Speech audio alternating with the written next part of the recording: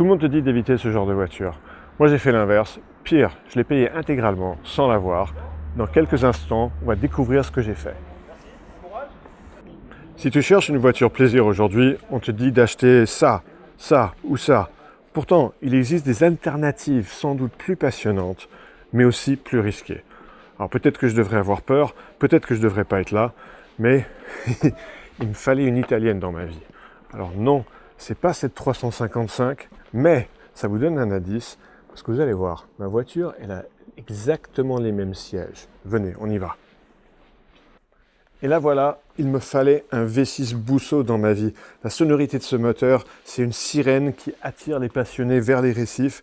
Je ne sais pas dans quoi je me suis mis, mais maintenant la voiture est payée, c'est trop tard, donc découvrons-la ensemble. Cette ligne inimitable, qui ne pourrait être que les années 90, tellement reconnaissable par cette ligne montante. Vous voyez là, ces grilles d'extraction, elles sont la marque de l'Edizione Sportiva. C'est une édition limitée. Oui, je suis tombé dans le panneau des éditions limitées, mais vous allez voir, elle présente un certain attrait. L'intérieur est tout à fait particulier. Regardez ces seuils de porte en chrome, regardez les sièges, identiques à celles de la Ferrari 355, et surtout cette finition tout en noir, avec des surpiqûres rouges, les logos en rouge, regardez à l'arrière ça continue, les logos en rouge, les moquettes rouge sang, les surtapis aussi. Voilà, c'est une ambiance inimitable. On va se plonger dedans ensemble. Et c'est la première fois que je m'assois dans une 916. Alors en effet, ça sent l'Italie, je sens l'odeur du cuir. La position de conduite demande des bras longs. On verra si la position est réglable. Et c'est un petit cocon de charme italien. J'ai hâte de la démarrer et de vous livrer mes premières impressions.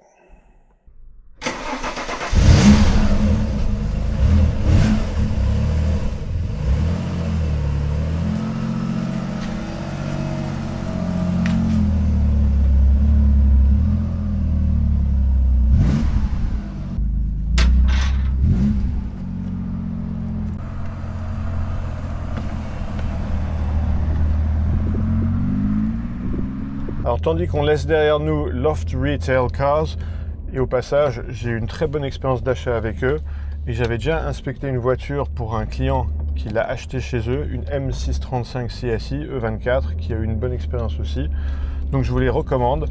Je vais vous partager mes premières impressions de découverte, parce que j'ai non seulement jamais essayé cette voiture, mais je n'ai jamais conduit une GTV 916, et j'ai déjà eu une Alfa GTV 6 des années 80, mais ça remonte à il y a longtemps. Alors déjà, les a priori que j'ai avant de vous livrer mes premières impressions, c'est que je m'attends à ce que j'ai lu, c'est-à-dire que c'est pas du tout une voiture de sport et que c'est avant tout une GT. Ça tombe bien, c'est mon usage pour partir en week-end ou en vacances avec femme et jusqu'à 2 enfants derrière, ça devrait le faire. Alors déjà la position de conduite, c'est très amusant parce que c'est à l'italienne, mes bras sont bien tendu, allongé, alors que le volant est réglable et je l'ai rapproché au maximum, je l'ai levé au maximum.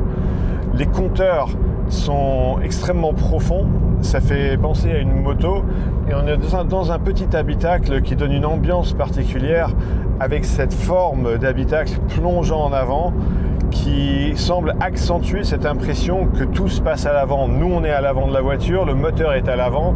C'est tout à fait l'inverse, si vous voulez, d'une BM Z4, par exemple. On a l'impression d'être assis sur l'arrière de la voiture. Alors, il y a une impression d'approximativité dans la cabine, c'est-à-dire il n'y a tout de suite pas la rigueur allemande dont j'ai l'habitude avec BMW. Les matériaux, alors on appelle ça une mini Ferrari, la Ferrari du pauvre. Le mot pauvre il est là quand même parce que la planche de bord tout est en plastique, la console centrale aussi. Alors c'est rattrapé par la sellerie qui est fantastique, donc il y a quand même cette odeur de cuir. Et le levier de vitesse est agréable, mais on n'a pas la même précision que sur une boîte BMW.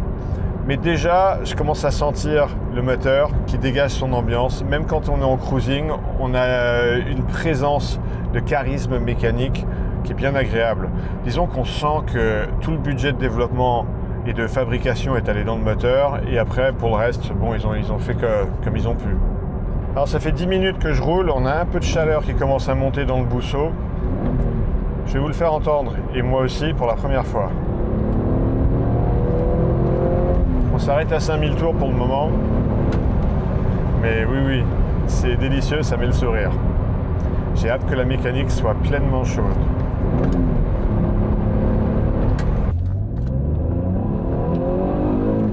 Ah, sur le sec, la puissance passe bien. Hein. C'est marrant, le volant et le levier sont un peu trop loin. Qu'est-ce qu'il est charismatique ce V6. Ce sont des violons sous le capot.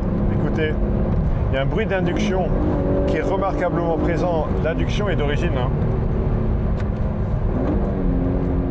Ah.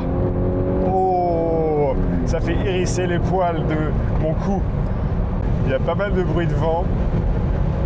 Disons qu'il y a une impression un peu approximative dans tout. La direction est un peu approximative, le levier de vitesse est approximatif, le toucher de route est un peu approximatif, les bruits de vent sont un peu approximatifs, je passe la 6. Et ouais, elle est notoirement un petit peu incompétente par rapport aux Allemandes dont j'ai l'habitude chez BM et chez Porsche. Mais oui, elle compense sa légère incompétence omniprésente par un charisme. Oh, 5, 4. Vous entendez? Ah, oh, oh, oh, oh. Ah, j'ai les poils de mon cou qui se sont dressés encore. Alors celle-ci a un échappement Zender. Ça va très bien parce qu'elle n'est pas trop bruyante en utilisation GT, mais le moteur est bien présent. Et je vous dis, c'est surtout un bruit d'induction qui vient de sous le capot. Ces espèces de conduits chromés qui ont été optimisés tel l'instrument acoustique que c'est. Combien de kilomètres est là ma GTV? Seulement 94 000. Alors vous allez me dire, mais qu'est-ce qui se passe Alex? Je crois que tu as mis les voitures kilométrées. Bah oui, je ne l'ai pas acheté grâce à son kilométrage ou à cause d'eux. Je l'ai acheté en dépit de son kilométrage. Et à la limite, je m'attends à devoir la fiabiliser. J'aurais préféré un exemplaire avec 250 000 km et que j'aurais payé proportionnellement moins cher, mais qui aurait été parfaitement entretenu et maintenu en parfait état, ça aurait été mieux. Mais maintenant, j'ai un truc à vous dire. Parce que, qu'est-ce que j'ai fait avant d'aller l'acheter? Je vous le donne dans le mille. J'ai sorti son rapport Car Vertical. Car Vertical, le principe, c'est que ça centralise les données d'historique sur toute l'Europe. Vol, accident, kilométrage trafiqué, et j'en passe. Donc avoir un rapport Car Vertical vierge, en fait, c'est une bonne nouvelle. Et la raison pour laquelle on sort le rapport Car Vertical, c'est de vérifier s'il n'y a pas eu une anomalie inquiétante dans l'historique. Comme par exemple, regardez, cette BM 135i cabriolet qu'un client voulait m'envoyer inspecter. J'ai sorti pour lui le rapport Car Vertical et regardez, déclaré épave aux USA, puis réparé en Lituanie, puis importé en France et mis en vente.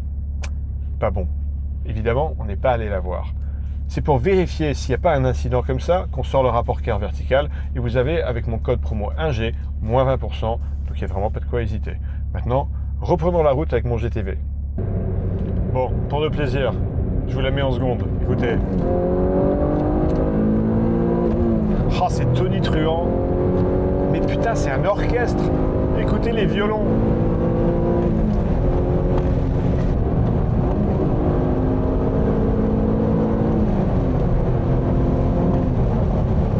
Cette GTV, je comprends pourquoi certains la boudent, parce que moi aussi, je l'ai longtemps boudée.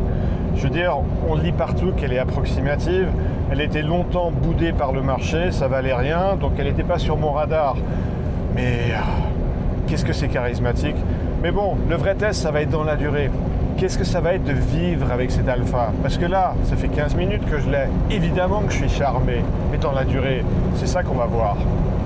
Le plaisir sera-t-il durablement à la hauteur de mes attentes, qui sont assez hautes? Et quid, évidemment, de la fiabilité et du coût d'entretien? Est-ce que je vais devenir dingue parce que je vais sans arrêt chez mon garagiste? On verra. Pour l'instant, je m'amuse, putain. Oh la vache. Putain, mais on achète le moteur et en fait le reste on s'en balèque.